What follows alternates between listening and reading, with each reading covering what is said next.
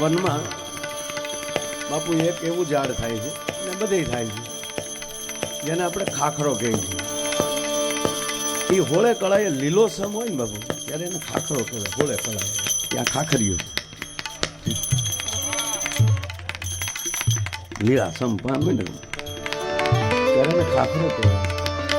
પણ જ્યારે એ ખરી જાય, એક જ ઝાડ એવું છે વરહમાં બે નામ પડે ને, એ પાન ખરી જાય બધા માભાના મોહના. અને બાપુ બરોબર ફાગણ પ્રફુલ્લિતમ ગેલ બલિતમ ગેલ ગલિતમ કોકિલમ ગાવત રસગીતમ બધું આવડે, પણ મારે લાંબુ થઈ જાય બધું. ત્યાં ફાગણીઓ આવે ને બાપુ આવે છે.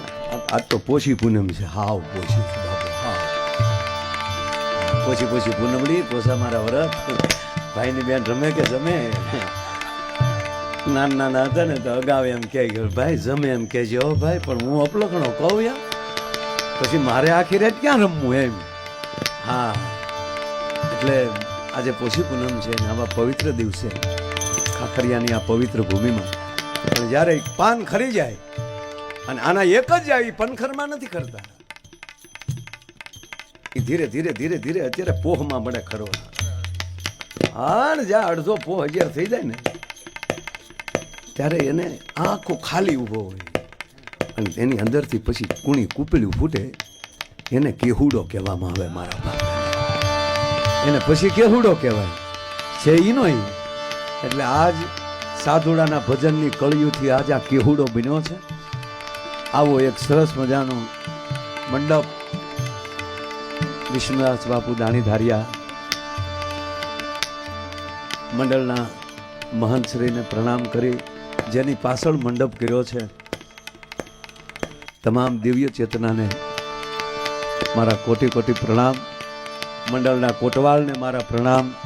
જેણે જેણે નાણાં લઈ લઈને જે કેળા પકડ્યા છે એ બધાને મારા પ્રણામ. આમાં મેળ્યા થઈ ગયો લઈ લઈ. કારણ કે મજા આવે ને પાછું બીજે પહોંચવું હોય. હા, તેમજ પૂજ્ય વિષ્ણુદાસ બાપુ પવિત્ર એવા કથાકાર, એના ચરણોમાં પ્રણામ કરી એના આમંત્રણને માન આપીને પધારેલા બમ બાપુથી લઈ અને આજે એટલા બધા સાધુ બેઠા છે, સંતો બેઠા છે. આમાં કેટલાના કાન ફૂક્યા છે, કેટલા પાઠ કરી કર્યા છે આખી જિંદગીના,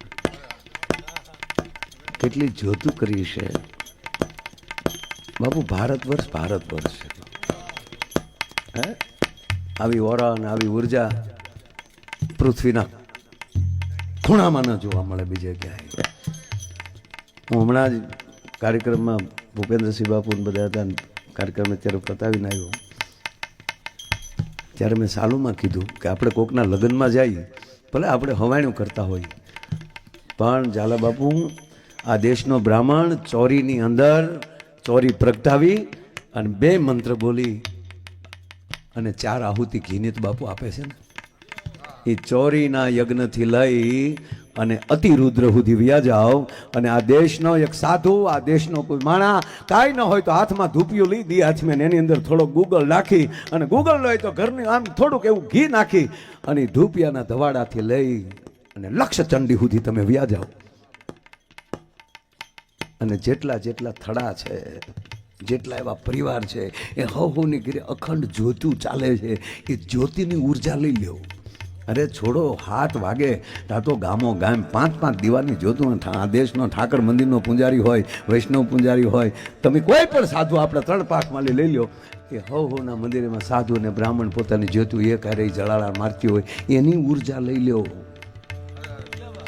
અને મેં કીધું એમ કે આવા પાઠ કેક કર્યા છે, એ બધાની ઉર્જા એ કાંઈ ન હોય. રામસાગરમાં લઈને આ ખોળામાં લઈને 2 આહુડા પાડતા પાડતા જે સાધુડા બે ભજન કર્યા, એની ઉર્જા લઈ લ્યો. આ દેશ શેની વચ્ચે જીવે છે એ તો જુઓ, આપણે કેની વચ્ચે છીએ.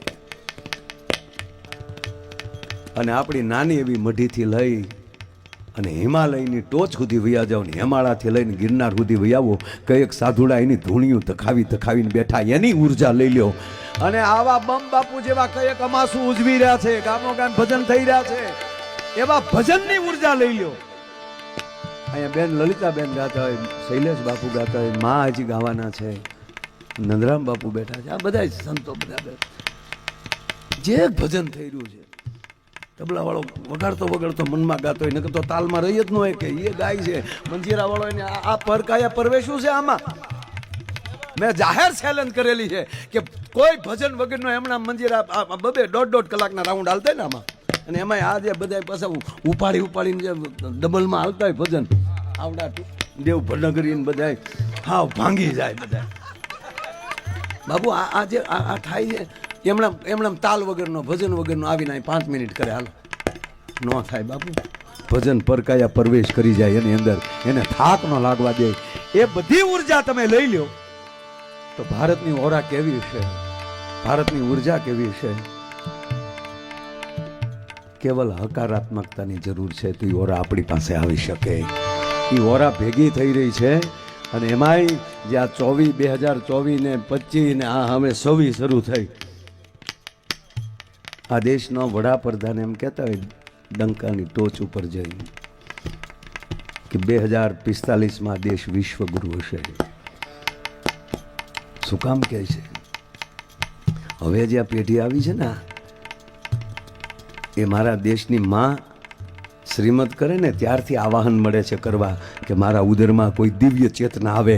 આ ચેતના હું 2025માં ભૂગા કાઢે એવી છે. આ પેઢીની સંતાનો જે હકારાત્મક હશે ઈઓ, બાકી તો ઘણા તેમ મળી તો હું ન માનો તો મેં અમારા બાપનું શું જાય છે. તો આજે એવા ઉજળી ઉર્જામાં આજે આ મંડપ થયો છે ખાખરિયાના આંગણે, વિષ્ણુ બાપુએ એવા તેડા કર્યા છે, એવા વાયક મોકલ્યા, અને એ તમામ સંતોની આ હાજરી છે. સંતોને દંડવત પ્રણામ કરું છું કનુ બાપુ બધાને. તેમજ અહીંયા દેવાંગભાઈ સાગર બેઠા છે, અહીંયા અમારા નરેનભાઈ સાંઘા બેઠા છે, અમારા ઝાલા સાહેબ બેઠા છે, કે સાહેબ 24 કલાક ચશ્મા પહેરીને બેઠા છે, દીપસંગભાઈ બેઠા છે, આમલે અમારે આખું ભગોડા મંડળ આવ્યું છે. કેટલાના નામ લઉં, આ બધાનું આટલે હાર્દિક સ્વાગત કરું છું. પણ મને આનંદ અલગ છે, કારણ કે સંતોની વચ્ચે અહીંયા ભજન કરવું ને બાપા, અહીંયા બોલીએ નહીં ને કાંઈ, ખાલી બેઠા રહીને તો હવાને આવે. કેટલા બેઠા એ મહત્વ નથી, કોણ બેઠું છે. બોલે કોની છોડો, કાન કોના છે. કાનમાં કચરું આવી જાય તો અવિવેક થાય. એટલે આને ક્યાંક તમે કાન ફૂકો અને આ ખોખું છે એમાં ફૂકો કાંઈ, અને ફૂકી એમાં જ એકાએક અંદરથી હાવ પોલો હોવો જોવે તો જ ફૂંક લાગી શકે. બાકી ભરેલામાં તમે એક ભાઈ વાયોલિન લઈ આવ્યા બાબુ, વાયોલિનો 1 વર્ષ પછી પાડોશીએ પૂછ્યું કે આવડી ગયું? તા કે હમણાં ખબર પડી આ ફૂંકથી નથી વાગતું, અને ઘણું પડે.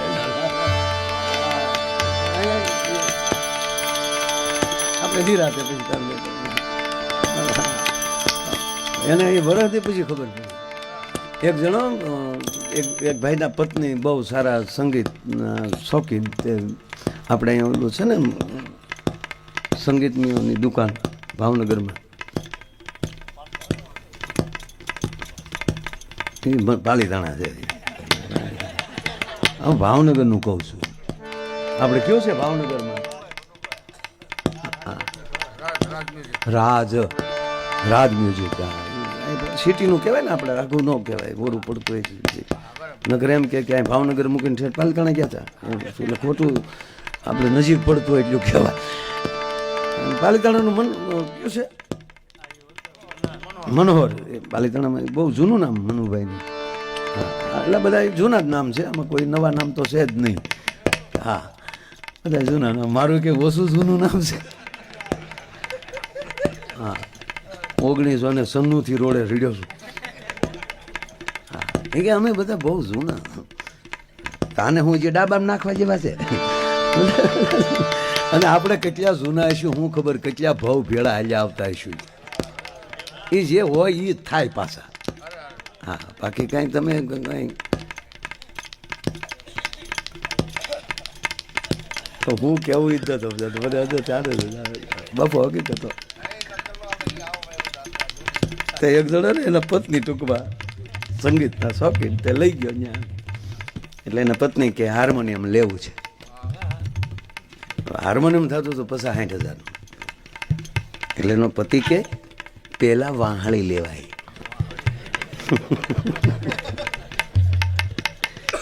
તને બકા ખબર ના પડે, પેલા જો સરખી વાહળી લે ને એટલે ફેફસા બી મજબૂત થાય. હવે વાહળીની કિંમત તો ઓછી હોય, કારણ કે કૃષ્ણની વસ્તુ બહુ હળવી બહુ હોય.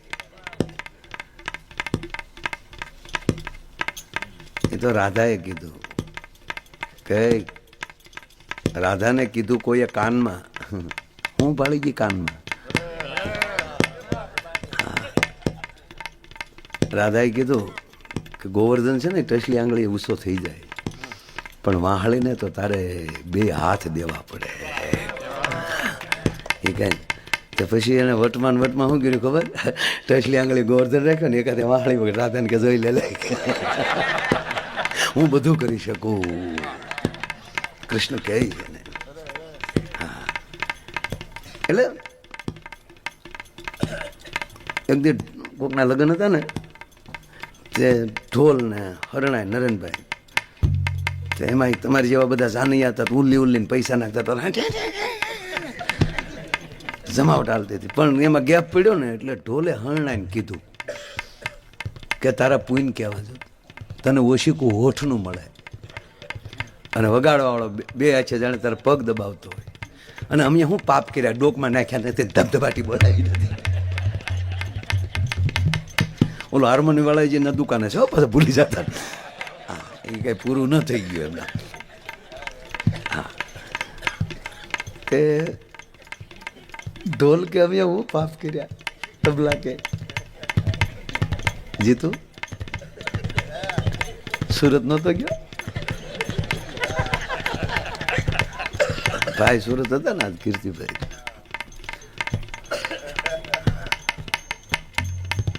ત્યારે વાહળી કે હરણાઈ કહે છે, પૂછી લેને તારા મનને ભાવ. હા, રાવણની વાત બહુ સરસ છે. હા, એટલે જો કર્મ વસ્તુ તો એવી છે,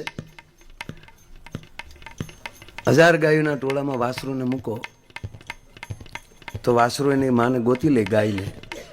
એમ ગમે એવા વાઘા પહેલ લેવું, કર્મ મૂકશે નહીં તો ગોતી લેશે.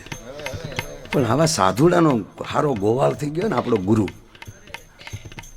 એ જ વાસરુને મોટો કરી નાથીને બળજો કરી નાખે. સાહેબ, તમારા કર્મને બળજો કરીને તમારી કમાણી કરતો કરી દે, એ સદગુરુ કરી શકે. એની કૃપા હોય. ત્યારે હરણાએ કીધું કે અમને ઓહિકા એટલા મળે છે કે અમે અંદરથી હાવ પોલા થઈ ગયા છે. અમારા જીવનના છિદ્રો હાવ ખુલ્લા મૂકી દીધા, તપાસની જરૂર નથી, છિદ્રો ખુલ્લા છે. પણ તું એ ઢોલ 2 તારા